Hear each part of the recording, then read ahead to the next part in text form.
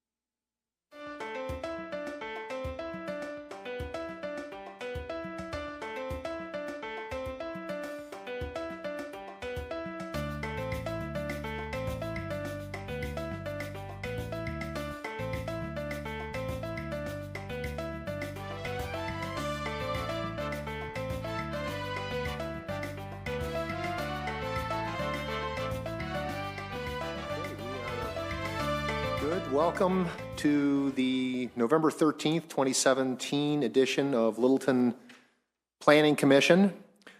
We're lonely without anyone in the audience tonight, but for all of those on the video feed, which we like to refer to as must-see TV, we appreciate you joining us tonight. And without further ado, let's jump right in. Take the roll, if you please. Commissioner Bolt is not here tonight. Commissioner Breidenbaugh? Here. Commissioner Corbett? Here. Commissioner Graham? Here. Commissioner Kruger? Present. Commissioner Reynolds? Here. Chair Rudnicki is absent tonight. Commissioner Stallman? Here. And Commissioner Schwartzbacher? Present. Okay. Are there any adjustments to the agenda that anyone would care to see implemented? If not, we will proceed with the agenda as indicated. Can we get a motion to approve the meetings from the October 23rd meeting? So moved. Second. All right. If you would be so kind as to vote.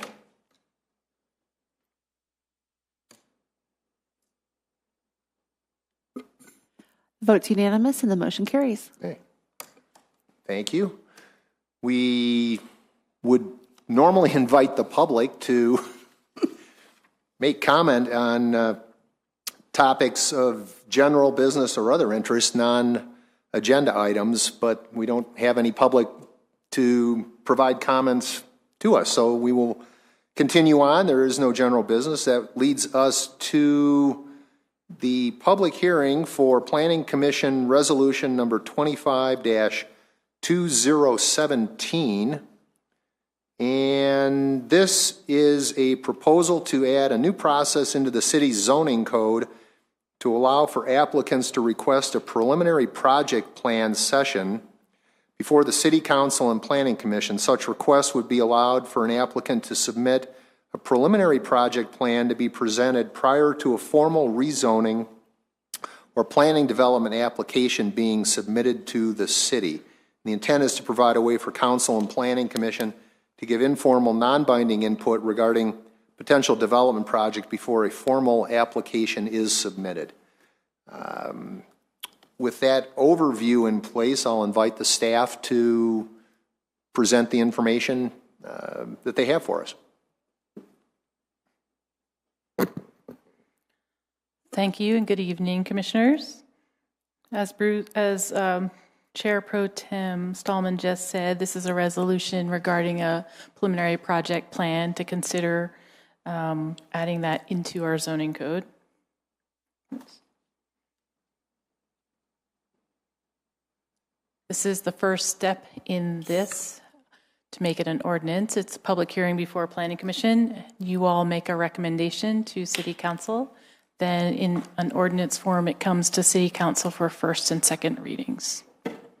And based on the outcome this evening, then we'll figure out when it gets scheduled onto the council agenda. So for some quick background, in September of this year, the concept was presented to the City Council in a study session. And there was some good discussion about that. The intention behind this is to be informal and non-binding. No case has been filed. It's just a concept, and it creates no vested development rights. And the other thing to point out is it is a recommendation, voluntary. So an applicant doesn't even necessarily have to do it. It's just another tool that we'd be adding into the toolbox for development. So when we were looking at bringing this concept forward, staff looked at other local neighboring jurisdictions that have comparable process. And the idea with a preliminary project plan is it provides the applicant with some initial feedback on a concept from both the Planning Commission as well as the City Council. And in order to provide that, we need to add this, but the proposal is to add that into the zoning code, so it's very specific on how the process would work, and then it would be non-binding and lay out the actual steps that would have to happen. I did want to mention that we did have 2 commissioner emails earlier today, and just quickly to go through some of those, I did address Mark Rudnicki's further on in the process, but he really had questions around how would a PPP come before the Planning Commission? Would it be in a formal meeting or a study session? And the answer would be that it would be in a study session format. The idea is this can happen before then an application would come and be submitted formally. So that was basically his questions. The other part of his question was like, how would it be presented? And the idea would be that an application would be submitted by an applicant. Staff would create a staff memo. Staff would present the project proposal in front of the board during a study session to solicit commission comments and questions. And that's how it would generally unfold. The applicant would be able to be in the audience and they could be taking copious notes. And as a result of that, they could decide what they wanted to do, either continue to move the project potentially forward, or maybe they rethink and take a different approach. That be a two-way dialogue? No. Nope, it is just a staff presentation to the Planning Commission, and then Planning Commission would ask questions or provide general comments back to staff that would be obviously generally for the applicant, for them to hear your preliminary feedback and input. But they'd be behind a proverbial wall. They would They'd not be in the part of it. audience. This is the idea. And so what does that mean relative to the process? I thought this would be, based on Mark's email, a good thing to also talk about, just so you know what the process for development review is right now in the city, the steps. We offer exploratory meetings, so if you have an idea or you just want to know generally what the zoning is anywhere in the city, you can come in and we'll meet with you to talk about high-level zoning, different zone districts, and what's allowed in various parts of the city. We do require, if you have a specific parcel as well as a specific proposal that you want to bring forward and you know you want to do that, we do require that you do a pre-application meeting with staff. And that would be with planning, staff, engineering, fire, building. It really is all the review agencies giving you preliminary input on what the process would be and what you need to know to actually submit the formal applications. So pre-application meeting would still be required, and then the option, if you, the applicant, are pursuing a plan development or an amendment to a plan development, you'd have the option to do the preliminary project plan and present that, or submit that, which then staff would be presenting to the commission and the council for your general input and guidance.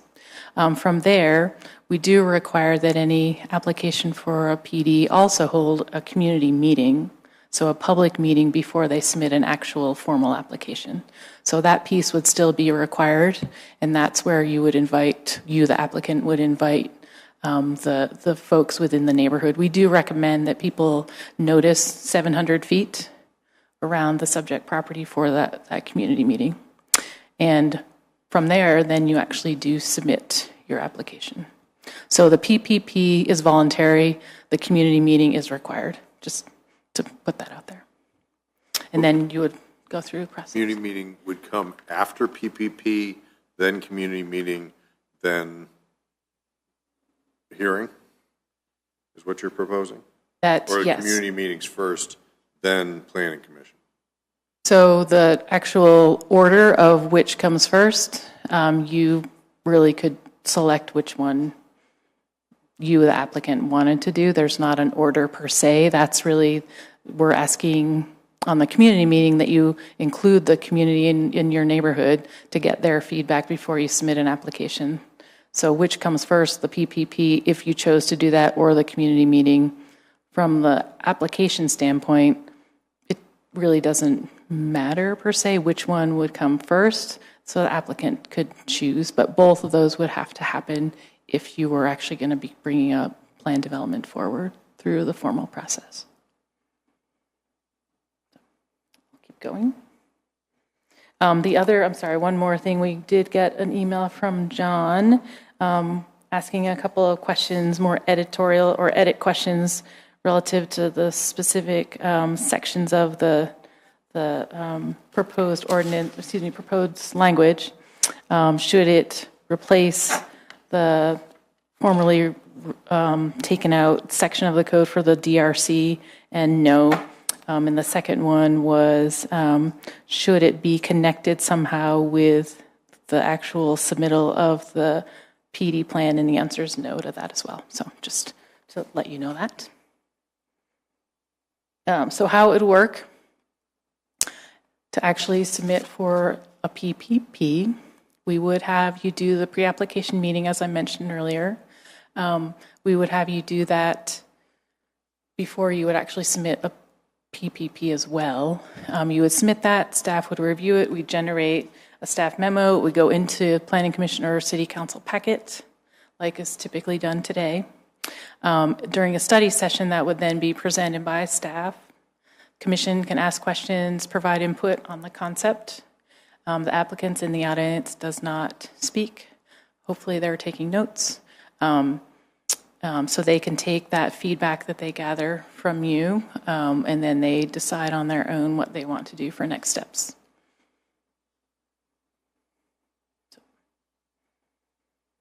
So with that, we are recommending that you add or contemplate a recommendation of approval of City Council to add that into the zoning code. We did receive an email on yesterday, and I put that in front of you, as well as there's copies behind me up at the table in the back. And with that, staff will take any questions. Okay, anybody have any questions? Go ahead. In my previous life, we had a process like this. It became a somewhat litigious nightmare eventually, because what they heard at that meeting, whether they heard anything else, became the law to them, especially since there's no give and take for feedback. I mean, you're giving it, you're not getting to question or finalize it. I have some concerns about, we can call it non-binding, we can call it a whole lot of things, but it does become an issue if someone gets onto something that they hear in that meeting, which is purely discussion, and holds on to it. And I've seen several cases like that. Now, usually the courts go, well, you were told what this was. But the issue still is that applicants hear what they want to hear. And I think it's important that there be some kind of signed understanding, some kind of paperwork that they fully understand, because this is a zone change eventually, and we're gathering information. I suppose this is to determine whether or not we think this has a chance, or what we need to see. I'm not clear on what it is we would do with the project. You know, I mean, we can't give a favorable or a denial in such a meeting. That's correct. So that's my main concern, and only because I've managed these boards before, and they can become tricky.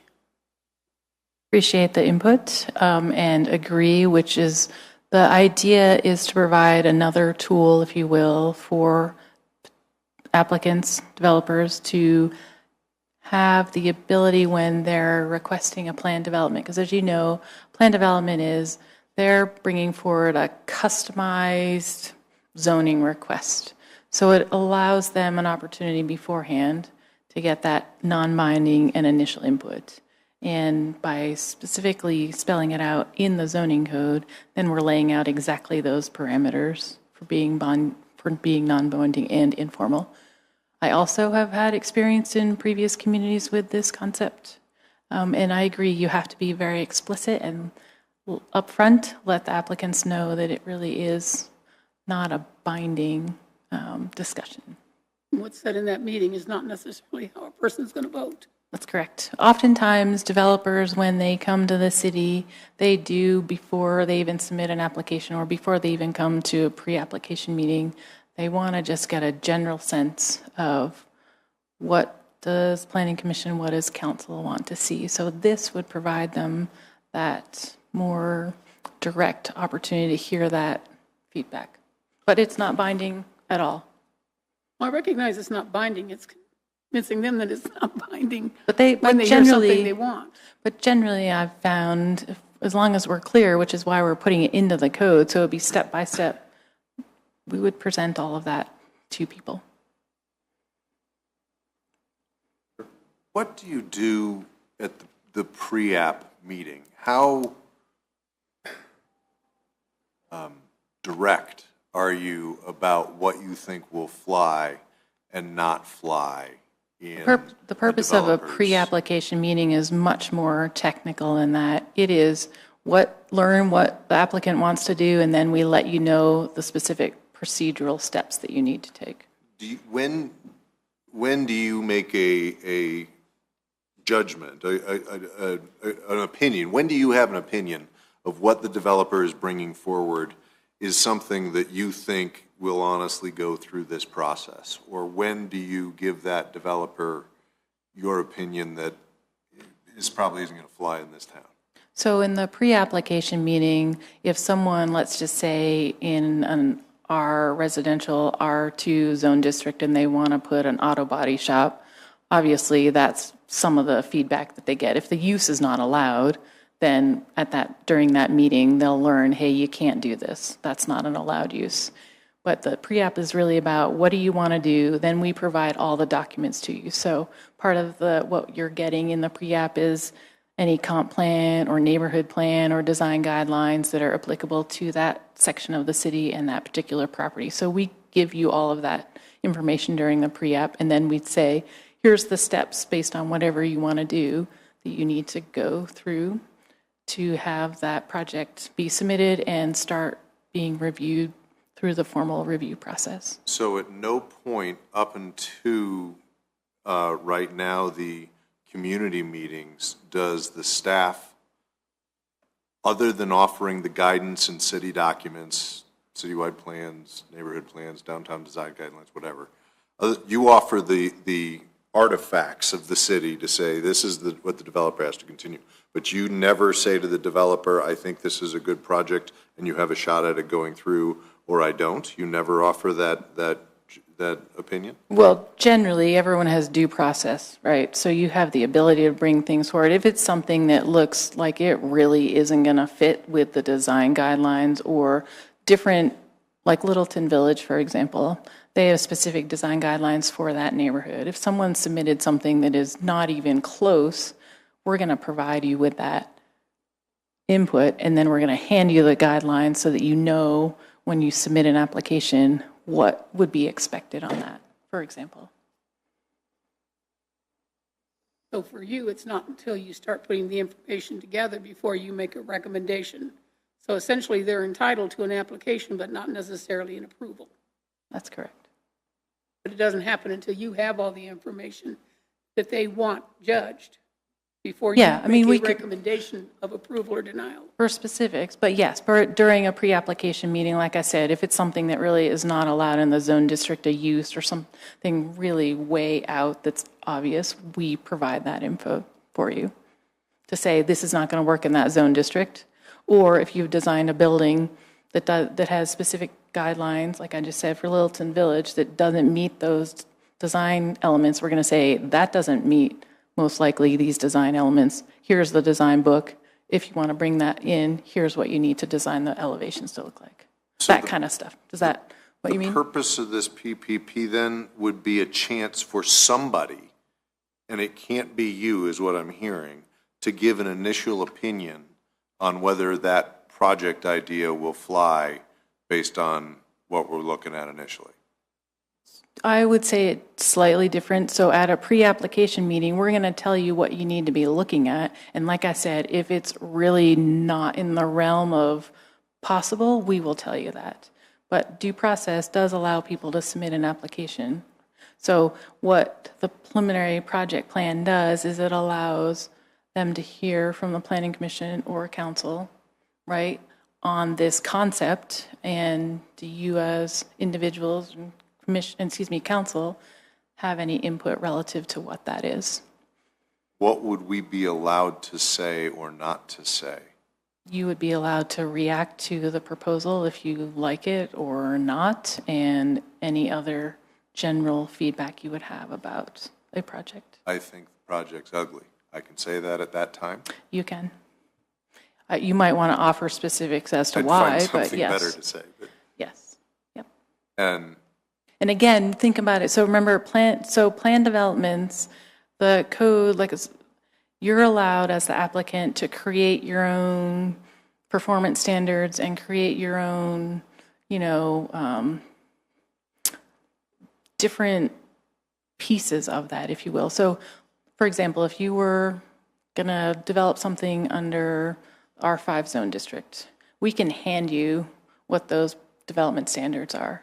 But in a PD, that's much more, you can create it, customize it. So by providing the opportunity to hear through a PPP, they could hear your general input on something that's not just written in the straight zoning code. So it's a little bit more customizable, if you will. So there's less of an ability for staff to point to a specific zoning district to say, here's what's allowed and here's what the performance standards are. So you have the ability to provide that direct input up front. why is the Why is there not a two-way collaborative process with the developer in a public forum at that time? Well, If we're 'cause- designing something from brand new, why wouldn't we want that collaboration? So generally, it's not about that. It's asking for your input, and then it's up to them to submit an actual application through the due process, review process, to have you then formally make a decision when it comes in front of you. It's not intended to be a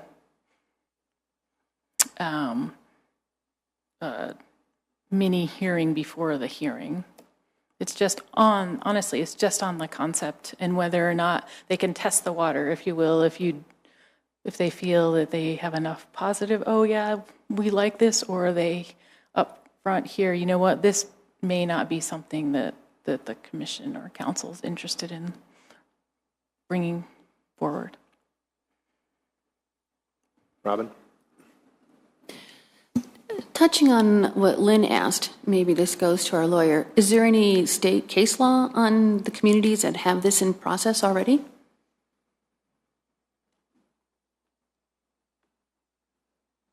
I'm sorry, can you repeat that? Yeah, so several communities already have this in place. Has it ever gone to court with them?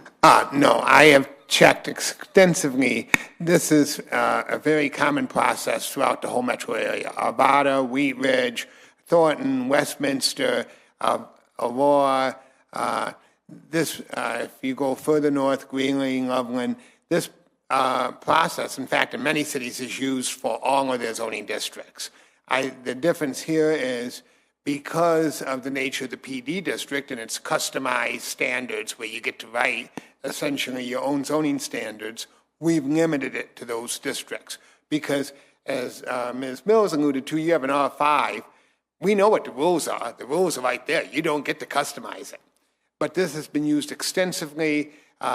No city has had a legal issue regarding it. In fact, I can tell you every city attorney I've talked to has said, this is a great process.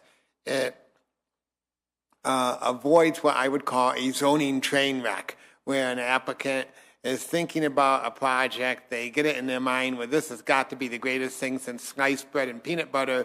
The trouble with it is when it comes to the policymakers, it's not the greatest thing. It's something, and the applicant basically goes, I need to go back and regroup. It saves both, as I said, zoning train wrecks, as well as it also gives the community sort of a look-see as well, because the community can sit here, the community can see, and certainly they'll know if it's something that they find really objectionable, their council members are going to hear from it. So the answer is, no city has had any litigation. It has been used extensively in every city I've talked to, and I've talked to a number of them.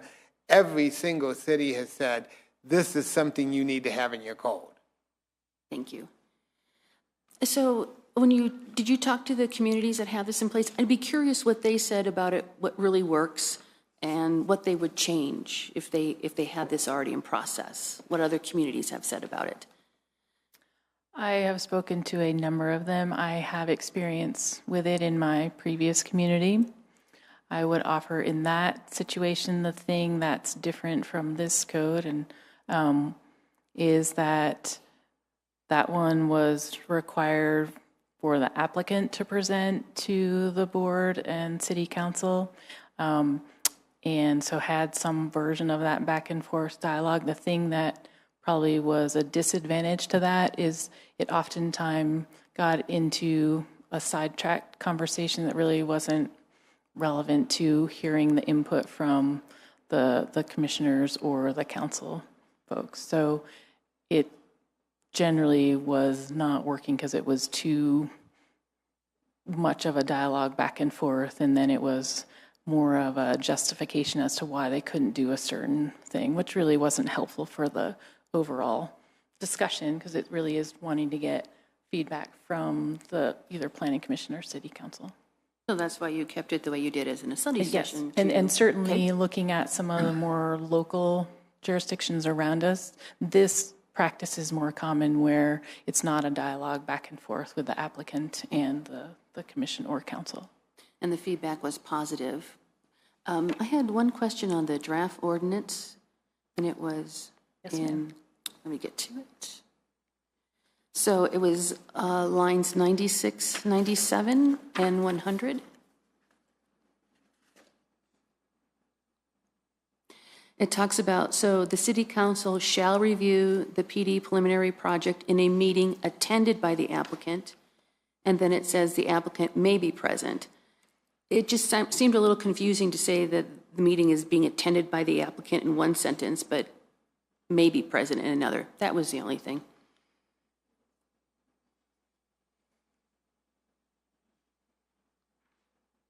Can revise that to make it clearer. Yeah, I didn't know, I mean, the city council shall review, and that's probably where the shall comes in, but there's no and to distinguish that between the meeting being attended by the applicant, so that's why I was thinking one says you shall and one says you may. Members of the commission, I think the reason, quite honestly, the reason I used may versus shall is because shall essentially creates almost like a public hearing where the applicant must attend. If an applicant says, well, I want to get the council's take, but I really don't care to attend, I'll just look at the minutes or whatever, we didn't want this to have the feel and look like it's an actual application. So we wanted to leave that decision to attend up to the applicant. Certainly, if I was an applicant, I'd want to be physically present because there's a lot of things you can just see from verbal, from language and reactions. But what we didn't want is, because this is a pre-application process, we didn't want it to have the requirements on application process, because as you note from the text, we also say you get no rights here. You have no rights vested, you have no rights lapsed, you don't have any rights. So we wanted to make sure the structure didn't convey or look like something that would be giving you rights, because it doesn't. I think that was clear, but my comment really had to do with one sentence made it sound like they shall be there and the other may be. And I agree with you what you're saying with the maybe. That's why I was thinking on line 96 and 97 where it says the city council shall review the PD preliminary project meeting plan in a meeting attended by the applicant. So it was the shall with the attended seemed to contradict with the later on may be present, which is the intent of this ordinance, because you've said that several times, and it makes complete sense. That was my only concern, is that it seemed to conflict in those lines. That's it. And we can Maybe address it doesn't, but that's what it seemed to me.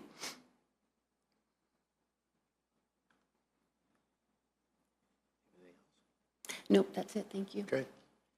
Questions?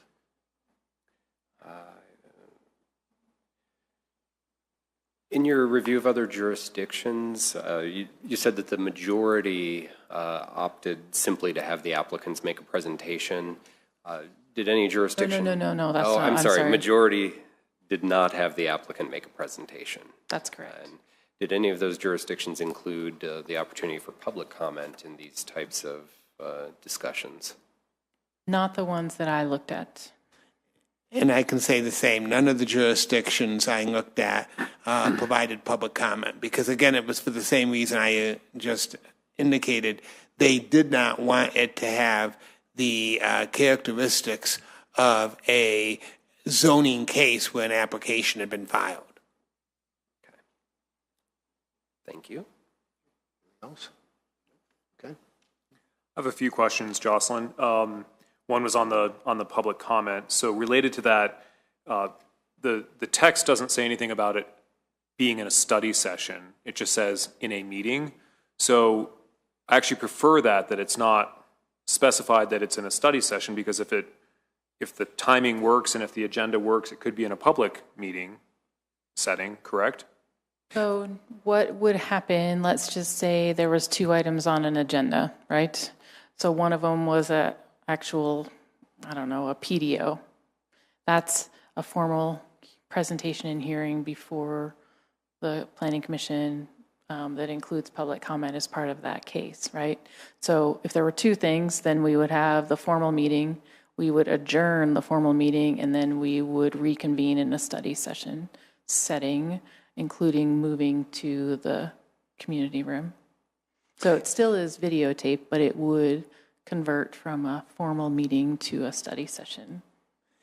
And I think, Commissioner, the reason, quite honestly, we didn't specify study session or general business is those are set in the council rules of procedure, and right now our study sessions have a particular characteristic, but that doesn't mean that down the road, council might not change the study session to have a different characteristic, and those rules are binding on all of the bodies of the city. So what the purpose of just saying at a meeting was to recognize that sometimes the formats of what we call things change, and we didn't want this tied to a particular format that might be changed at some point.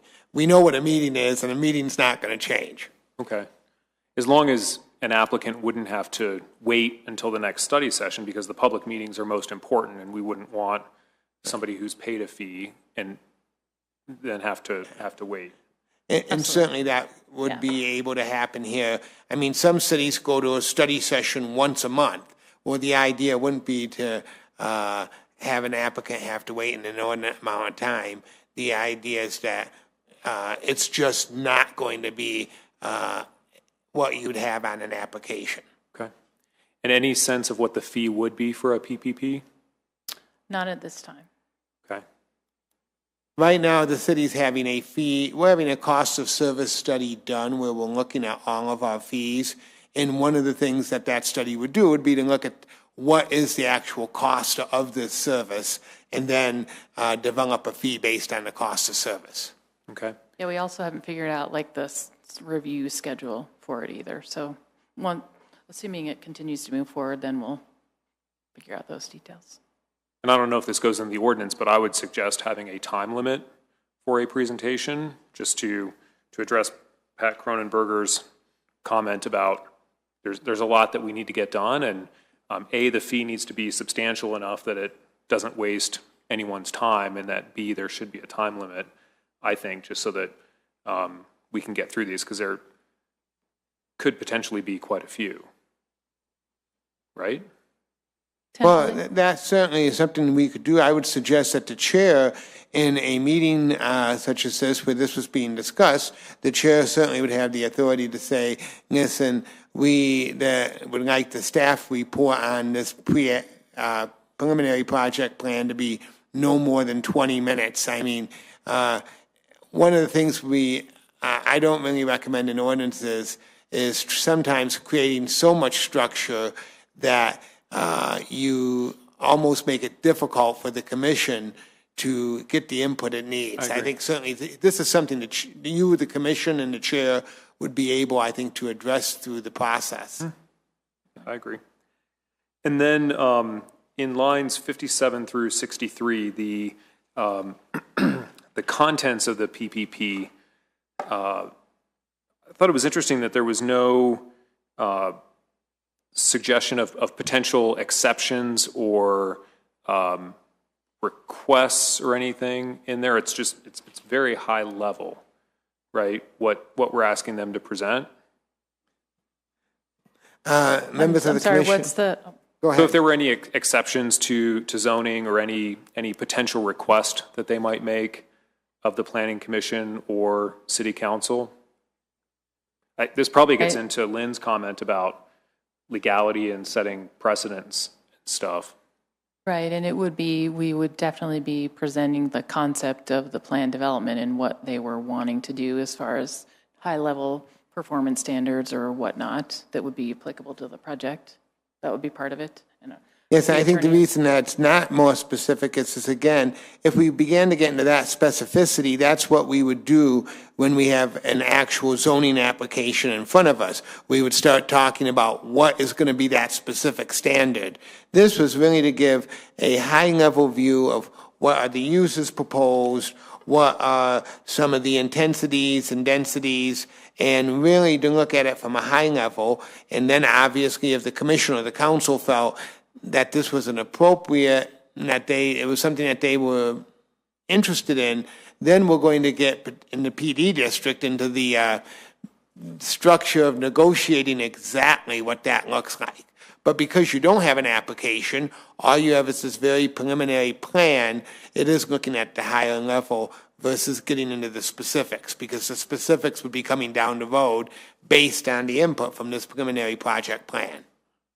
I guess if we as a commission smelled some exceptions coming, we could ask the community development presenter about that at that time. Oh, absolutely. And that would be what's envisioned here would be if there's something that you're really concerned about as we get into those discussions, you could certainly relay that and say, this is something that certainly you should make sure that the city's addressing in these discussions in order for this to be an acceptable project. Okay.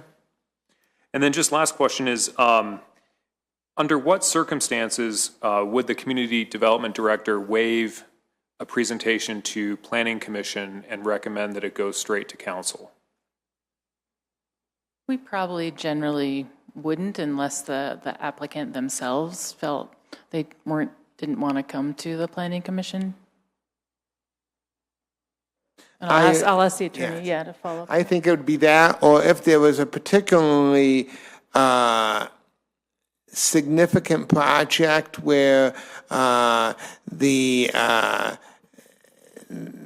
had perhaps a lot of public background, that maybe there might be a situation where simply having the council weigh in on it. I think the intent here, and the council, I can tell you, when they had their study session, viewed this as that in almost all cases they wanted the planning commission's input. And so certainly we as staff, knowing that, I think it'd have to be a very unusual situation that would warrant going directly to council. I don't think it would be something that would that's typical in these provisions in most cities, but it would be something I think would be it'd be a very unusual event. Especially because it's a voluntary option. So it's not like they submit an application and staff is determining, does it have to go to planning commission or not? It's really about their wanting the input, and generally applicants are interested in input from both planning commission and city council.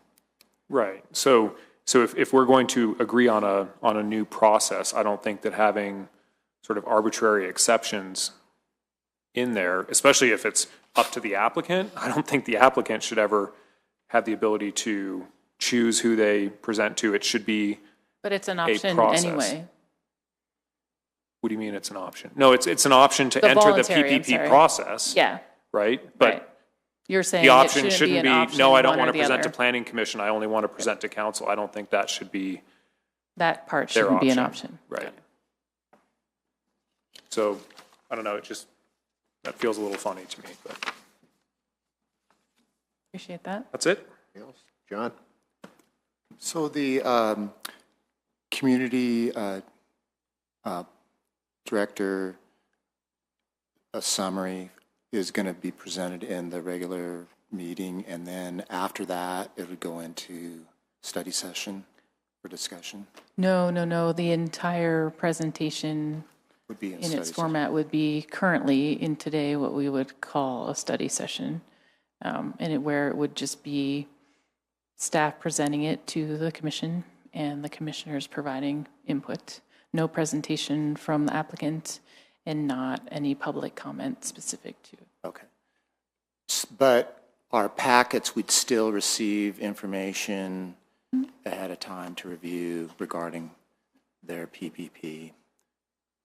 Yeah, so that part would still be the same structure, the Wednesday or Thursday or sometimes Friday. We hate to do that, but generally the week before the meeting, you would have that finalized. Yeah. Okay. Okay. Anything else? With respect to, I think, sort of the last inquiry or question Mark had on his list, the written summary of the non-binding comments made by Planning Commission after the meeting, what's the expectation in terms of those being made public? Is that, I get that it's a study session, I get that it's non-binding. Is there what's your expectation with regard to making that information available to the public beyond just looking at the video? So generally, the intention is that staff is not necessarily creating a written document for the applicant relative to a summary of the comments received. It will be up to the applicant to be taking their own notes. Of course, we would have some general information when and if the project actually came before you in a formal hearing. Under the background, there would be a section about the PPP, when it occurred, and generally what some of the topics were. Okay, so just for the sake of an example, I mean, we've reviewed the project over on Curtis the first time, I guess, in September, and it was denied, and then they came back a month later and it was approved. Hypothetically, if they had come in with some of that information as a tangible representation of what they were thinking, feedback could have been provided to them at some level that would have allowed them to assimilate the types of comments that ultimately ended up in a project that was passed. Is that sort of a reasonable mental representation of how we might expect a preliminary project plan to actually arrive? If we assume that actually was a plan development, right? The views at Curtis was a PDO, not a plan development. So maybe that's a semantic, but. Say that again. I mean, that was. So the preliminary project plan, an applicant can only request this if they are either amending a plan development or establishing a new plan development within the city. Which does or does not include a PDO? Does not.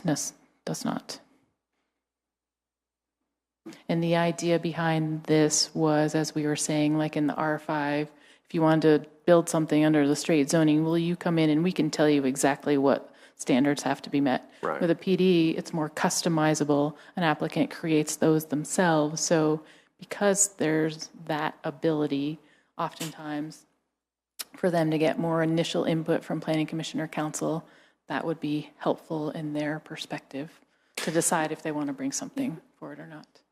We haven't seen one, have we, in quite a while? Not a PD. A new PD? Right. No, we've seen some amendments recently. But not a new PD at all. That's correct. They're not that common. Oh, generally, what is more common is an amendment to an existing one, but sometimes those amendments can be fairly substantial. Help me understand why not extending it as well to a PDO, why that wouldn't be a good idea. Well, generally, we wanted to have it for plan developments because you can create your own performance standards. A PDO, you have to adhere to the underlying zone district requirements, whatever that might be, and you have the ability to change, some of those, whether it's height or a setback. You don't actually get to write it. You know what I mean? You're not coming in and saying, "Hey, it's narrower." It's narrower. Yeah, but at the same point in time, I mean, which we experienced on that particular project, there were attributes. What'd you say in here? Of quote unquote intensity and density that actually, and I don't know if it was open space per se, but I mean, certainly elements of the setback that were part of the PDO bargain. That's true. Yep. Seems like it would be fairly closely aligned with this. And I think, Mr. Chair, members of the commission, part of this too is that because this is a new process, we wanted to limit it to the plan development district where we have these customized standards. Quite honestly, there's going to be a PDO amendment down the road coming to you because the PDO district has a number of issues, and we are even discovering some others. So certainly at that point, if this works out, that could be something that the commission may want to consider. But honestly, the PDO has a number of other fairly significant issues which we're going to be bringing to you in the very near future because they also need to be addressed. Okay. And generally in the PDO, you cannot request an increase in density. You can request a sort of a variant or deviation from a setback or a height or a parking space. Right. But it's not, a PD allows you to set your own density. Okay. Well, it essentially removes the underlying zone. Right, yeah. That's the biggest thing, is that there is no zoning essentially once a PD is set. Right. It's creating its own zoning. Okay.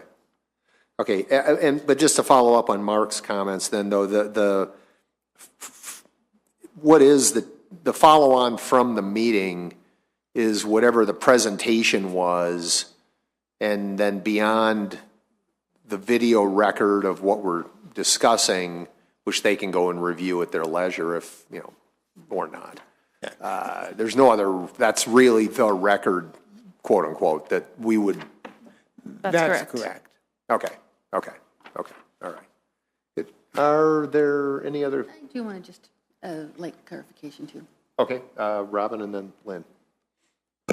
Just going back to on line 96 and 97, when I was talking about where it says shall in one and maybe in the other, I'm thinking, to me, the confusion would be eliminated if you just got rid of attended by the applicant on line 97, because then in line 100, it talks about the applicant may be present to listen to comments. I'm just wondering if that would be acceptable. Mm-hmm.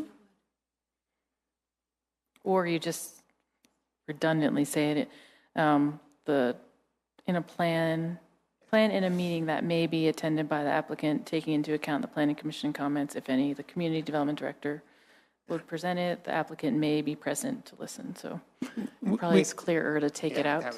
That'd be the way to do it. We could certainly take out the words in line 97, attended by the applicant, so it would certainly read in a meeting, taking into account the planning commission's comments. Yep. And certainly the applicant would have a right to attend because it's an open public meeting, but it wouldn't convey this impression that the applicant must be there. Right, because it says in 100 that they may be present, may be so it's present, there. I just don't like the shall and the other So one. we with can that certainly separate take that out. Okay, that wouldn't if cause any problems. Okay, This goes forward. thank you, appreciate that. Lynn? In regards to the other email that we received, there was a good question. How much time would such a process add to development? Well, we haven't figured out all the details yet, but in theory, it should not take more than another, let's see, by the time you submit an application, month, probably. We'd probably line it up with some of the other applications that we have that come before our other boards. Like if you're submitting for a variance that goes before the Board of Adjustment, or if you need a certificate of appropriateness from Historic Preservation, we have a specific deadline that's approximately a month or 6 weeks before those meetings. So we would aim to make it consistent within one of those, most likely. Any other inquiries? Andrew? I'm stuck on why can't the developer collaborate? We have this nice opportunity for a two-way street, and we're basically saying instead of the opportunity to just present what they have, pitch what they got, and see what we say, we're going to only allow you to throw it in a fishbowl and watch what happens, right? Watch the planning commission debate your idea, and then they'll spit out whatever they spit out, but you can't touch that. Why?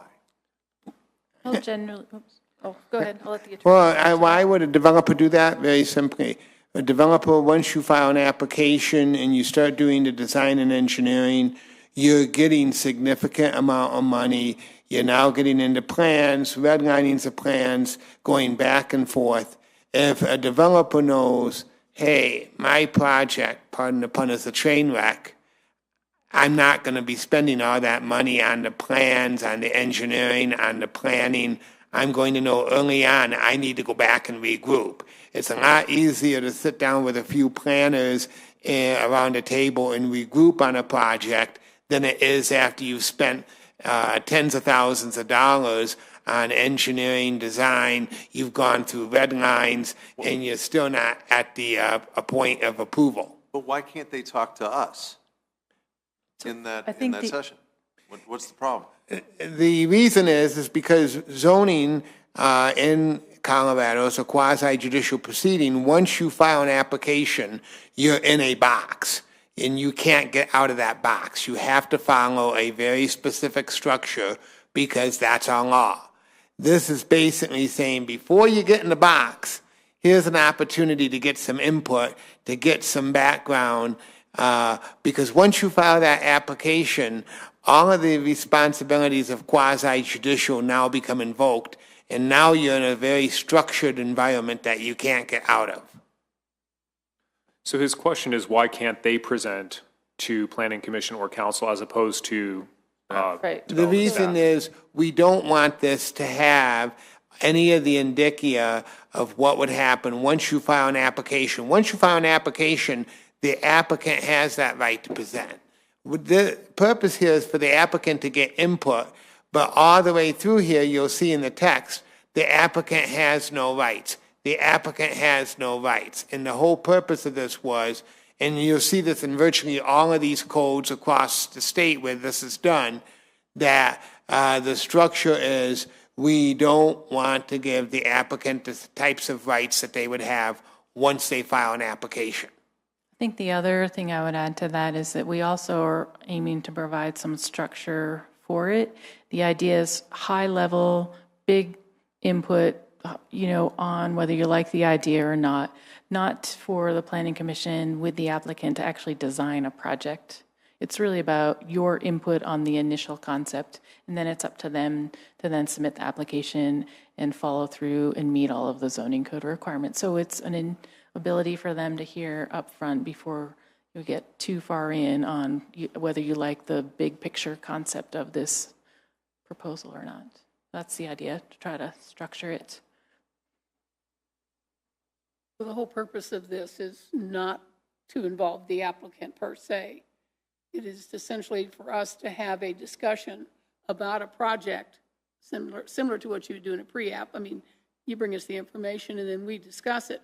But what we can't do is anything that predetermines any kind of answer or approval or denial or recommendation other than that thing is really ugly. I'm not sure how it would pass. I mean, we have to be very careful in the discussions that we don't take sides or we don't have a personal opinion other than the basics. I mean, what they're listening for is, okay, this commission's going to go for this, this, and this, and they're not going to go anywhere near this. Right, it's to hear that input before, as But it the doesn't attorney was require saying. the applicant to give us anything more than what he sees in his dreams. Right, to submit the bigger Right. picture of what they want to do. Relevant to the project, yeah. Correct. I think it's important to understand that when we start discussing these things, the quasi-judicial piece, although it's not until after the application is in there, but you do have an opinion of sorts in these discussions, and so you have to be cognizant of that, I think. You're just saying whether or not his dream is worth it, Right. nothing more. And it gives you the opportunity to provide that input at that time.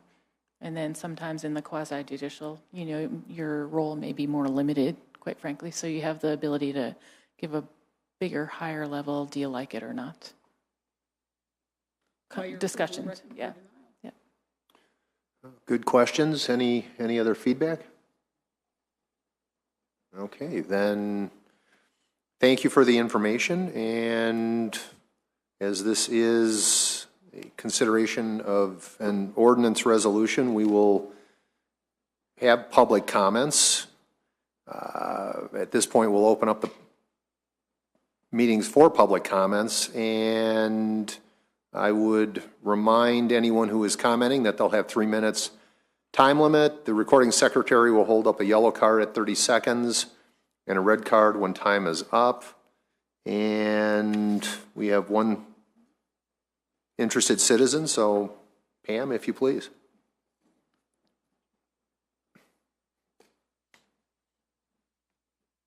Good evening, Planning Commission. My name is Pam Chadbourne. I live a block and a half from here. So I have some questions, and what they are is, what would this apply to in Littleton? Is this censor? Is that what this is for? I want to know that. I want the Community Development Director to tell you what this is intended to serve. Because all the other communities that were mentioned by our city attorney are ones with a lot of property to develop. So Thornton and Wheat Ridge and stuff, and Loveland, they're doing urban renewal in their downtowns. They've got huge open areas. There's lawsuits in Thornton. I don't know if you've been reading the articles. Certainly they're all over the paper for the past several years. They have large parcels to fill. And so, yes, PD and what there's going to be done in those PDs applies to those communities because they're in a different stage of development. But we, Littleton, are pretty much built out our first run. Now, we are not built out to our zoning. And so when I hear Planning Commission members say we are built out, we are not built out. We are not built out to our zoning. We have something on all our property, but it doesn't meet the maximum allowed by our zoning. So we're not built out yet. A lot of infill remains to be done, and that's what matters. So we really need, I'm looking to you, to lead our staff in getting rules for infill. And then before anything like this is considered for a PD, I would like you to put in more requirements about what staff has to bring. It's nice that an applicant has a dream.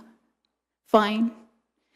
So we need to tell them it's due diligence on our part and a favor to them and a good thing to do for them, to tell them what they need to bring.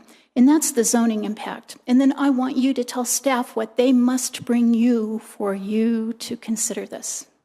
And again, I'm back to the thing I have not seen in 6 years presented by staff, and that is the impact on the city. How does it impact traffic?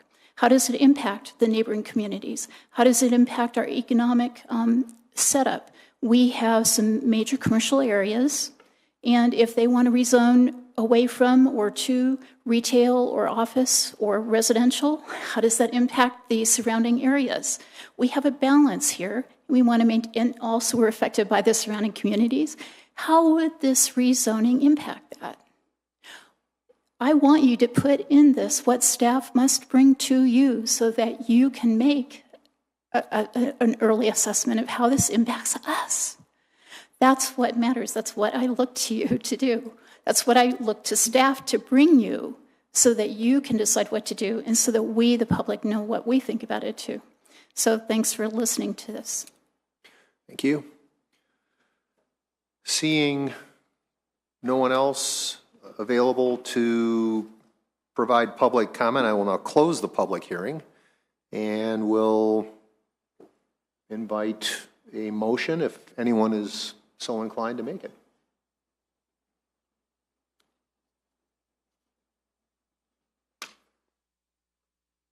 So I move to approve with conditions. I move to approve and forward a favorable recommendation to City Council PC Resolution 25-2017, an ordinance amending Title 10 of the City Code at a preliminary project plan with the following conditions. Then on line 97, to remove attended by the applicant. Do we have a second? Second. We have a motion duly seconded. Is there any discussion? I'll follow on to the question that was asked. I mean, is this something that would theoretically be applicable to Enser if they were considering a planned development? I don't know if if they're doing use by right, it obviously is not applicable, I suppose. Right, this would be applicable for anyone wanting to create a new plan development or any property that has an existing plan development on it and wanting to make an amendment. Does that have a PD on it? So the South Santa Fe Park property that is below Mineral, that's owned by portions of the Enser family, does have a plan development on it currently. So then hypothetically, if they so chose, they could opt to come in with a preliminary PD plan, PD preliminary project plan. That is correct. And similarly, I would say, if you recall, the last two that I'm thinking off the top of my head, one was extra space storage was an amendment to a PD plan on Santa Fe. They would, under this new regulation, they would have the ability to come in for that, as well as the Stone Creek assisted living facility down on Mineral and Windermere. That also was an amendment to plan development, so that would be another example of something that would have been able, if this passes, would be able to bring forward as well. Okay. And then as far as what your expectations, staff expectations would be in terms of what you would present, I assume it's going to be relatively bounded by what they're interested in putting forth, and which would include the things outlined in here in terms of, again, intensity and density and uses and so forth and so on, and any of these additional conceptualized impacts community-wide would either be part of the actual public hearing documentation once they actually file an application, or would you anticipate much of that being included in a preliminary project plan? Generally, most of those details are done later on in the process, but certainly that higher level could be a question, let's just say, from the commission, if you wanted to, saying, oh, it looks like you're going to be wanting this for a density. What does that mean relative to parking and traffic? Those could all be high-level input comments, for sure. Okay.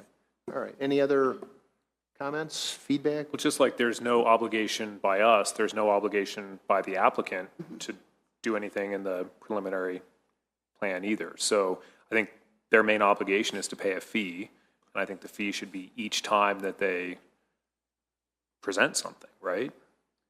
Well, right, I'm not exactly sure what you're saying, but we have in that the submittal, like what would need to be submitted as part of the PPP. Is that what you're asking? They wouldn't have to submit traffic studies. Is that what you're asking? I'm not sure exactly. No, I thought that Bruce's question was just about if what they present, they don't necessarily have to make that part of their formal application either, yes. right? It's non-binding. That's correct. It's non-binding, that's correct. They may well decide based on your input, no, we need to change what we're thinking about before we file that application.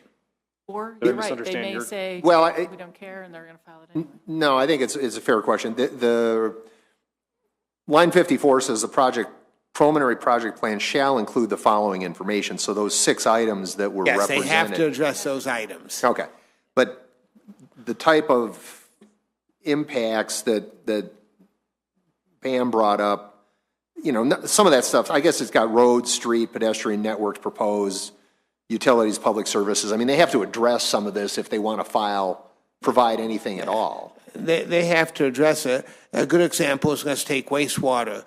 You're talking about general densities. Now, when we get to specific plats and things, we're going to want to then get into everything from sizing of pipes and making sure that the interceptors have adequate capacity and things. You wouldn't know that at this stage. No. But we certainly would want you to be able to say, well, we're looking at wastewater service to the Littleton Englewood plant being provided through this interceptor, and but it'd be general. We would get into the specifics when we'd start knowing exactly how many units we have and exactly how much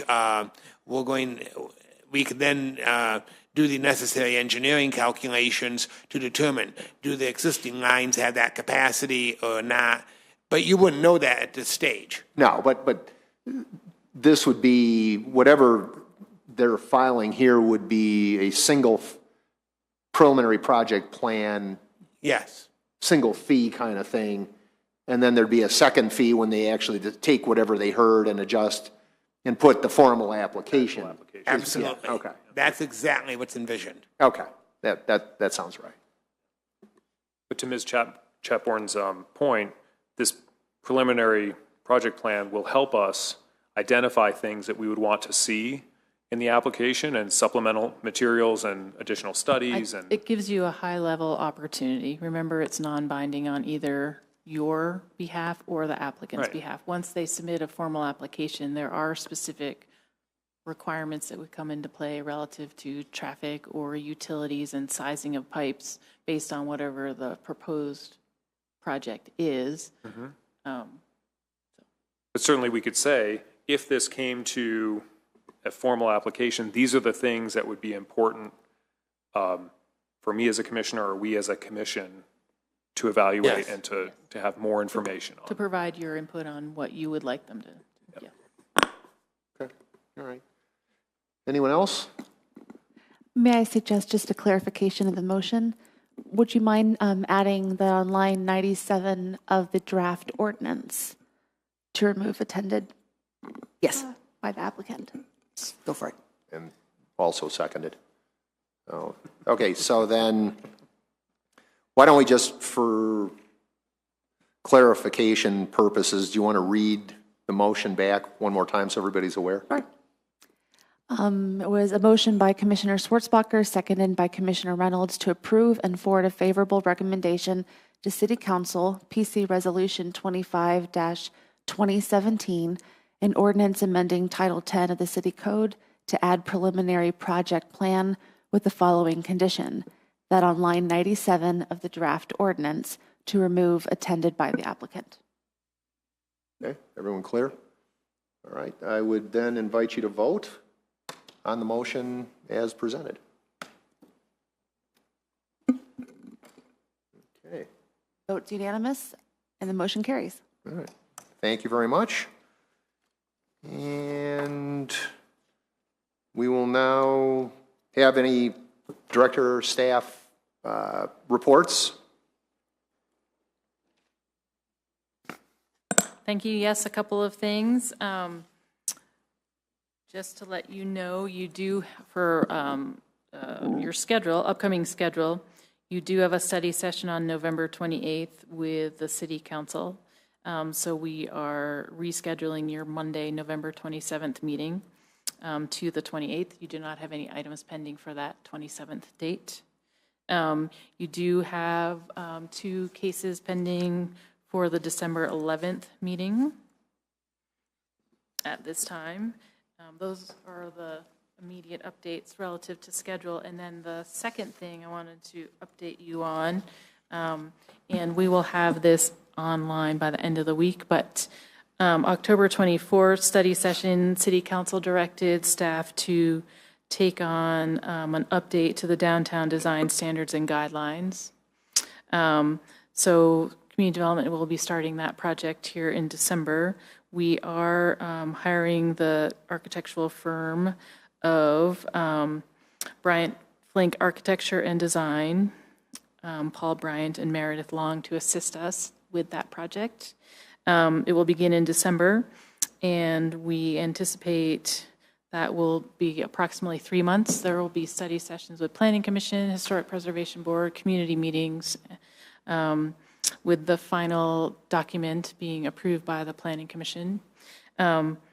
Starting December, so ending probably, March or so. And there's basically 3 things that we'll be taking on in this first review of the project: cleaning up outdated language in that document, and converting all of the design, as you know, there's standards and guidelines in it, and there's 8 sub-areas. So the intention is to clean up the outdated language, convert all of the guidelines into standards, reformat the document into an easier to read format. It's currently 380 pages, and if you have read it, probably you haven't word for word. We have several times. A lot of the standards are the same for each sub-district, so instead of repeating them 8 times, we will try to reformat it so it will be less page, and it will be like all sub-areas are subject to whatever those standards are, and then for each individual or a few individual requirements, then they would be broken out into each sub-district. So I think it'll be easier to read, and it'll probably cut it down dramatically, the number of pages. So format-wise, and then the last thing is to add some additional graphics to make it more understandable, as well as to update the photos. Currently, the majority of the photos in the document are out-of-city pictures, and we would like to have them be Littleton-specific photos. So that's the intent of the project, and we will be having a technical committee to help us which would have a rep from Planning Commission, Historic Preservation, Downtown Resident, and Downtown Business. And then this will all come forward, as I said, for community meetings, study sessions, and the like. And Littleton plans, we hope to have all this information up on Friday, and we will certainly let you guys know as well. So that's it. Thank you. Steve, you have anything? No? Okay. Commissioners? Jocelyn, December 11th is the last meeting of the year. When will the 2018, at least Q1 schedule be published? We should have that out to you here probably by the end of the week. Okay. Thank you. Anyone else? All right. Seeing nothing, then I think we've concluded our business and we'll adjourn the meeting. Thank you much. You.